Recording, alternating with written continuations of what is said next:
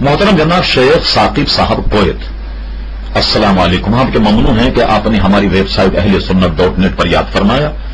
آپ نے سوال کیا کہ کویت میں لوگ تعویذ کو بدعت کہتے. براہ کرم قرآن و حدیث کی روشنی میں جواب دیں تاکہ میں ان کو بتا سکوں. دیکھیے، احادیث مقدسہ میں جو تعویذ کی ممانعت ہے وہ اس زمانے میں ایسے تعویذ تھے جس میں کفر کے الفاظ یا بتوں کے نام اور لات اور عزا کے نام سے لکھے جاتے. ظاہر ہے کہ ایسے تعویذ جو ہیں وہ منع. اگر ایسا تعویذ جو قرآن مجید فرقان حمید کی آیتوں پر مشتمل ہو یا اچھی دعاؤں پر مشتمل ہو تو ایسے تعویذ کے لکھنے میں شرعن کوئی قباحت نہیں اور اس میں نفع بھی.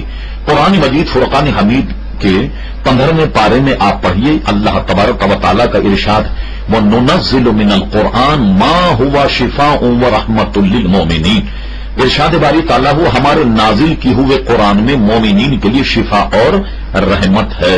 تو ظاہر ہے کہ جب قرآن مجید فرقان حمید میں شفا ہے تو معلوم ہوا وہ امراض کے لیے شفا. اگر قرآن مجید فرقان حمید کی آیت کو زعفران سے لکھ کر مریض کو پلایا جائے تو مریض کو افاقہ ہوتا ہے. اور احادیث مقدسہ میں جن تعویذ کی برائی ہے وہ گویا کفریات پر جو مبنی ہے تعویذ، وہ ان کی ممانعت. بتائیے آپ کہ قرآن مجید فرقان حمید کی کوئی آیت لکھ کر اگر گلے میں ڈالی جائے تو کیا یہ باعث برکت نہ ہوگا؟ قرآن مجید فرقان حمید کی کسی آیت کو لکھ کر زعفران سے اگر مریض کو پلایا جائے کیا اس کے مرض میں افاقہ نہیں ہوگا؟